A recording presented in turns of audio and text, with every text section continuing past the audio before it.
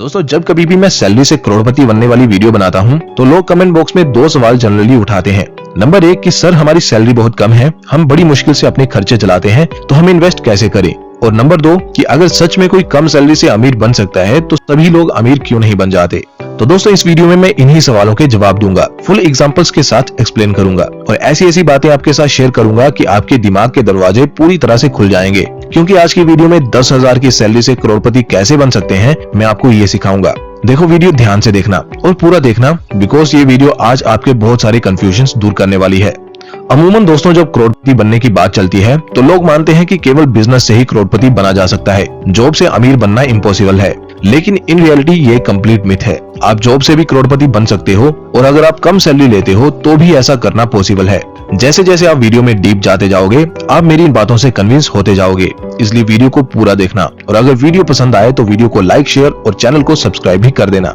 So let's begin. दोस्तों, मैं दो लड़कों का एग्जांपल लूंगा जिनका नाम मैं मान लूंगा विजय और रवि। पहले विजय की कहानी शुरू करते हैं। विजय हिंदुस्तान के टिपिकल मिडिल क्लास माइंडसेट को रिप्रेजेंट करता है और सभी मिडिल क्लास लोगों की तरह विजय का भी जॉब करने का मेन गोल यही है कि वो अपने लाइफस्टाइल को इम्प्रूव कर सके।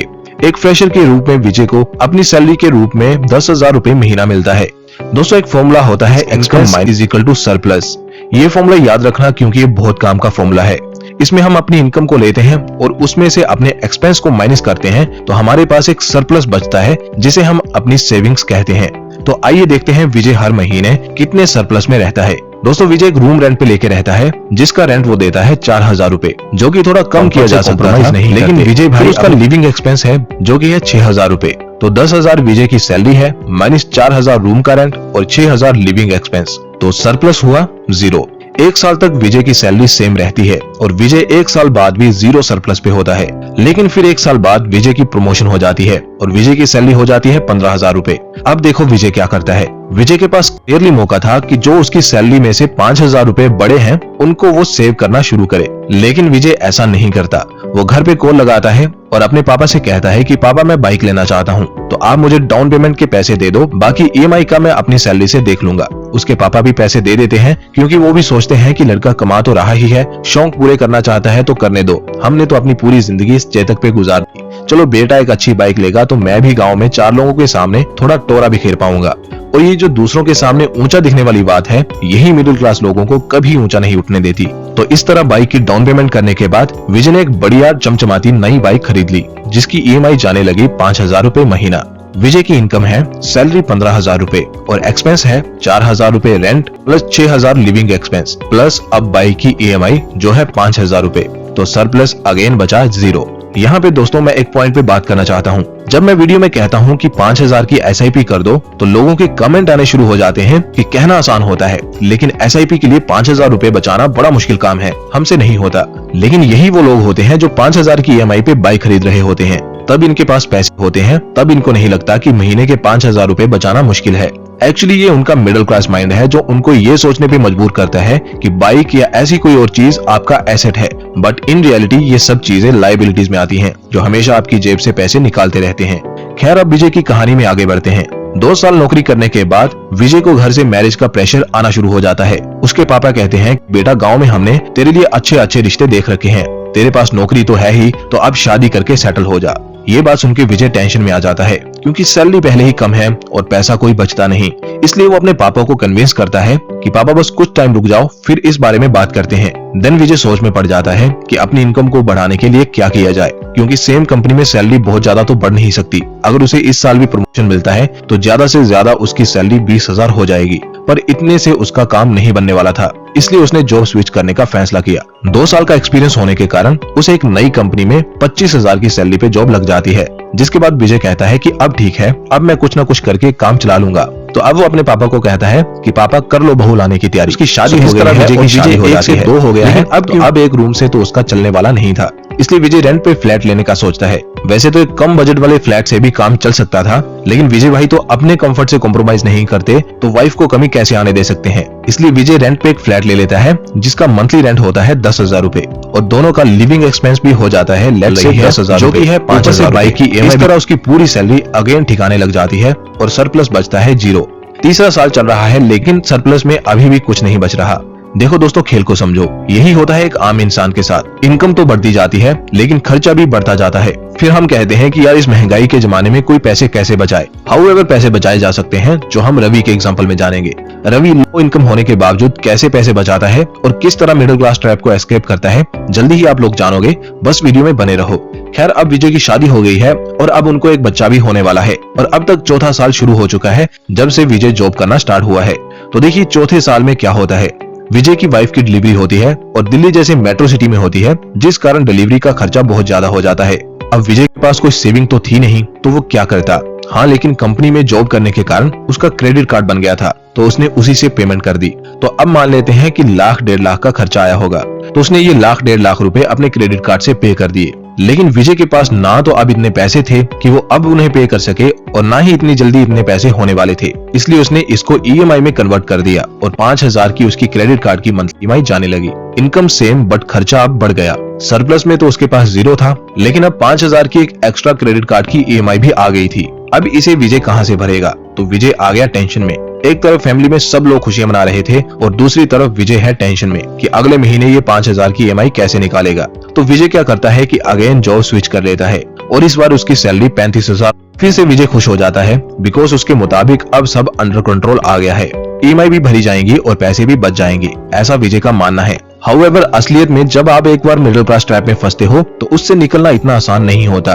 तो अब देखिए विजय की इकोनॉमिक्स। विजय का फ्लैट रेंट जा रहा है मंथली 10,000 रुपए। 10,000 दोनों मियाँ बीवी की लिविंग एक्सपेंस है और बाइक और क्रेडिट कार्ड की EMI जा रही है 10,000 रुपए। बाकी बच्चे का भी थोड़ा बहुत खर्चा है, लेट से 5,000 रुपए उसका भी खर्चा है। तो इन सबको ऐड करें तो टोटल एक्सपेंस आ रहा है 35,000 रुपए और उसकी सैलरी भी है 35,000 रुपए, विच मीन्स की सरप्लस अगेन रहेगा 0। इसी तरह चलते चलते विजय 5 साल पूरा होने के बाद विजय की बाइक की EMI हो जाती है क्लोज और किसी तरह वो क्रेडिट कार्ड की EMI भी क्लोज करवा देता है, जिसके बाद विजय के पास 10,000 रुपए बचने लग जाते हैं। अब विजय के पास मौका था सुधार का। वो चाहता तो इन बचे हुए 10,000 को सही से इस्तेमाल करके अपने फाइनेंसिस को ठीक कर सकता था, लेकिन कहाँ। मिडिल क्लास माइंडसेट कहाँ आदमी को सही रास्ते पे चलने देता है। तो विजय आता है सुनाई सरप्राइज। विजय ने देखा कि यार 10,000 रुपए तो बच रहे हैं, इनका क्या किया जाए। तो उसने सोचा कि यार ऑफिस में सबके पास अपनी गाड़ी है और मेरी भी फैमिली बड़ी हो रही है, तो क्यों ना मैं एक कार ले लूं। उसने जैसे तैसे करके कुछ अपने पापा से लेके और कुछ दोस्तों वगैरह से उधार लेके डाउन पेमेंट का जुगाड़ कर लिया और 10,000 की EMI पे एक कार ले ली, जिस कारण सरप्लस रह गया फिर से 0 और यही साइकिल उसकी लाइफ में हमेशा रिपीट होता रहेगा। तो ये तो थी आम जिंदगी, जिससे आप में से कई सारे लोग रिलेट कर पा रहे होंगे। लेकिन अब बात करते हैं मेंटोस जिंदगी की, जिससे शायद आप लोग उतना रिलेट नहीं कर पाओ क्योंकि आपको कभी इस तरह से सोचना सिखाया ही नहीं गया। लेकिन यकीन मानिए यही सही तरीका है रियल रिच यानी असली अमीर बनने का। तो मिलिए हमारे हीरो रवि के साथ, जो सेम सैलरी के साथ ऐसे ऐसे कारनामे कर जाता है कि जैसा विजय जैसे लोग कभी सोच भी नहीं सकते। रवि भी जब नौकरी की शुरुआत करता है तो पहले साल उसकी मंथली सैलरी भी होती है 10,000 रुपए, एक्जैक्टली सेम एज विजय। देखो इनकम में उसकी कोई बदलाव नहीं है, लेकिन रवि खेल खेलता है एक्सपेंस के साथ और यही आगे चल के इतना बड़ा इम्पैक्ट क्रिएट करता है जो कि कई सारे लोगों के लिए इमेजिनेशन से भी परे होगा। रवि भी एक रूम रेंट पे लेता है, लेकिन 4,000 वाले के बजाय 3,000 रेंट वाला रूम लेता है, 5,000 एक्सपेंस कर लेता है। देखो इस इनकम पे बहुत ज्यादा तो नहीं किया जा सकता, बट ऐसे ही छोटा मोटा वो सेव कर लेता है। तो इस तरह उसके पास सरप्लस बच जाता है 2,000 रुपए, जिसकी वो RD लगा देता है। शुरू में क्योंकि उसको इतना नॉलेज नहीं होता, इसलिए वो सिंपली RD कर देता है। RD तो आप जानते ही हो कि FD की एक फॉर्म होती है, बट इसमें SIP की तरह हर महीने पैसे इन्वेस्ट होते हैं। तो ठीक है, इस तरह से चलता रहा। लेकिन रवि जो है एक और बड़ा इंप्रेसिव टाइम को न्यू स्किल सीखने के लिए इस्तेमाल करता है। रवि जानता है कि यार लाइफ में अगर कुछ एक्स्ट्रा ऑर्डिनरी अचीव करना है तो जॉब के अलावा भी कुछ एक्स्ट्रा करना पड़ेगा, इसलिए वो कोई स्किल सीखना शुरू करता है। लेट्स से वो वीडियो एडिटिंग सीखता है। तो आफ्टर 1 ईयर देखो क्या होता है। रवि की इनकम बढ़ती है विजय की जितनी, यानी कि 15,000 हो जाती है और साथ में रवि अपने साइड हसल से 5,000 रुपए भी महीना कमाता है, लेकिन वो अपने खर्चों में कोई बढ़ोतरी नहीं करता। ना तो वो बाइक लेता है और ना ही इस तरह का कुछ और, इसलिए इस साल से सीधा सीधा उसका सरप्लस अमाउंट बचने लगता है 12,000 रुपए। अब देखिए रवि की इनकम सेम है, लेकिन सरप्लस में 12,000 रुपए बच रहे हैं बिकॉज उसने एक्सपेंस पे कंट्रोल कर रखा है और साथ में साइड हसल भी कर रहा है। यही डिफरेंस है एक मिडिल क्लास और रियल रिच इंसान की जीवन शैली में। अब इस पॉइंट पे रवि पे भी मैरिज का प्रेशर आने लगता है, बट इनकम उसकी भी लो है, इसलिए वो भी जॉब स्विच करता है और उसकी सैलरी हो जाती है 25,000 रुपए, जिसके बाद रवि शादी कर लेता है। अब रवि भी 1 से 2 हो गया है, तो उसका भी एक रूम से गुजारा नहीं होगा, इसलिए रवि भी एक फ्लैट रेंट पे ले लेता है। हाउएवर वो थोड़ा सा विजय से लो बजट फ्लैट लेता है, जिस कारण उसको रेंट देना पड़ता है 8,000 रुपए और रवि अपने लिविंग एक्सपेंस को भी जिससे थोड़े थोड़े करके पैसे बचाए जा सके। बाइक उसने ली नहीं है, इसलिए कोई लायबिलिटी उस पे नहीं है। तो सैलरी है उसकी 25,000, साइड हसल से वो कमाता है 5,000, तो 30,000 माइनस 16,000 इक्वल्स टू 14,000 का सरप्लस उसके पास बच जाता है। अब एट दिस पॉइंट रवि की वाइफ को भी एक बच्चा हो जाता है, जिस वजह से उसको भी डिलीवरी का खर्चा आता है, लेकिन रवि उसको अपनी सेविंग से पूरा कर लेता है। इस समय तक रवि की सैलरी अच्छी थी और अपने स्किल में एडवांस होने के कारण वो 10,000 रुपए साइड हसल से भी कमाने लगा था, लेकिन अब उसके बच्चे का खर्चा आने वाला था, इसलिए उसने जॉब स्विच करने का फैसला किया, जिस वजह से उसकी सैलरी हो गई 35,000 रुपए प्लस 10,000 रुपए वो अपनी साइड इनकम से भी कमा रहा था। एट दिस पॉइंट उसने एक बाइक ले ली, लेकिन EMI पे नहीं बल्कि फुल पेमेंट पे, जिस कारण उसके मंथली एक्सपेंस में कोई बदलाव नहीं आया। हाउएवर उसकी मंथली इनकम पहले से काफी बढ़ गई है, तो अब उसके पास सरप्लस में बच रहे हैं 29,000 रुपए। दोस्तों अब आते हैं 5वें साल में। रवि की सैलरी है 35,000, लेकिन उसके साइड हसल की इनकम उसकी सैलरी से भी ज्यादा होने लगी है, क्योंकि उसने अपने साथ 2 और लोगों को भी हायर कर लिया है, जिस कारण उसकी इनकम एक्सपोनेंशियली ग्रो करने लगी है। वो अपने साइड हसल से 40,000 रुपए कमाने लगा है। अब आप कहोगे कि ऐसा कैसे हो सकता है, तो दोस्तों ऐसा होता है, लेकिन आपका मिडिल क्लास माइंडसेट आपको ये सब सोचने नहीं देता। हमारा माइंड लीनियर वे में सोचता है, जबकि बिजनेस की ग्रोथ एक्सपोनेंशियली होती है। सो रवि का मंथली एक्सपेंस 5वें साल में भी सेम है, ना बाइक की EMI है और ना ही उसने कोई कार खरीदी है। तो टोटल एक्सपेंस है 8,000 फ्लैट का रेंट, 8,000 है उसका लिविंग एक्सपेंस और 5,000 बच्चे का खर्च रख लेते हैं, यानी टोटल एक्सपेंस है 21,000 रुपए। तो मोटा मोटा समझ लीजिए कि इस समय तक रवि के पास सरप्लस बच रहा होगा 40 से 50,000 रुपए का। तो दोस्तों है ना इम्प्रेसिव। अब दोस्तों दोनों को यानी रवि और विजय की लाइफ को कंपेयर कर लेते हैं कि 20 साल बाद दोनों की क्या सिचुएशन होगी। तो 20 साल बाद विजय की सैलरी पहुंच जाती है 1.5 लाख रुपए, जो देख के ऐसा लगता है कि विजय ने तो कमाल की तरक्की कर ली है, लेकिन ऐसा नहीं है, क्योंकि विजय को हो गई है लग्जरी लाइफ जीने की आदत। मेरे बॉयफ्रेंड ने मुझे हर जगह से ब्लॉक कर दिया है। बस जानना चाहती हूँ कि क्या वो मेरे बारे में अभी भी सोच। जिसलिए उसने एक फ्लैट खरीद लिया है, जिसकी EMI जा रही है 50,000 रुपए। फिर उसने एक बड़ी गाड़ी ले ली है, जिसकी EMI जा रही है 20,000 रुपए और बच्चों की स्टडी का खर्चा भी है, जो है 10,000 रुपए और अपनी फैमिली का लिविंग एक्सपेंस का खर्चा है, जो है 60,000 रुपए। इन सब के अलावा उसने एक इंश्योरेंस जरूर ले रखी है, जिसका प्रीमियम है 10,000 रुपए महीना। ऑल एंड ऑल विजय के पास कोई बड़ी इन्वेस्टमेंट नहीं है, कोई एसेट नहीं है एक्सेप्ट एक फ्लैट के, और ना ही कोई इमरजेंसी फंड है। वहीं दूसरी तरफ रवि है, जिसकी भी सैलरी 1.5 लाख पहुंच गई है और साइड बिजनेस से भी उसको 1.5 लाख की इनकम हो रही है।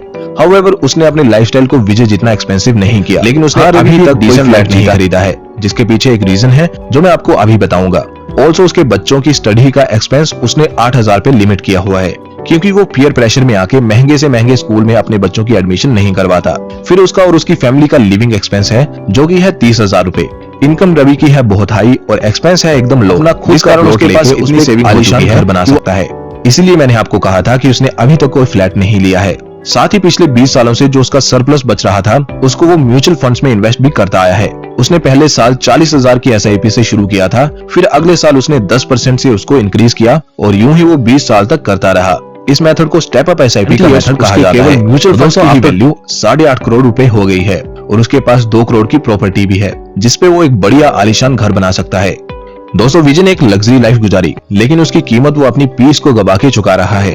उसे हर महीने EMI चुकाने का स्ट्रेस रहता है, जबकि रवि ने थोड़ा लाइफ में कॉम्प्रोमाइज जरूर किया, लेकिन अब वो एक सेटिस्फाइड लाइफ जी पा रहा है। उस पे कोई लायबिलिटी जमा हो गया है। और अब दोस्तों ये आप पे है कि आप विजय जैसी लग्जरी लाइफ चाहते हो या रवि जैसे सिंपल बट सेटिस्फाइड लाइफ चाहते हो। तो दोस्तों आपके मन में उठ रहे सवाल जैसे कि कम सैलरी से भी क्या करोड़पति बन सकते हैं या सैलरी को किस तरह इन्वेस्ट करें, इन सवालों का जवाब आपको इस वीडियो में मिल गया होगा, ऐसी मुझको उम्मीद है। फिर भी अगर आपके पास कुछ डाउट्स हैं तो कमेंट सेक्शन आपके लिए ओपन है, जाइए और आप शेयर करिए।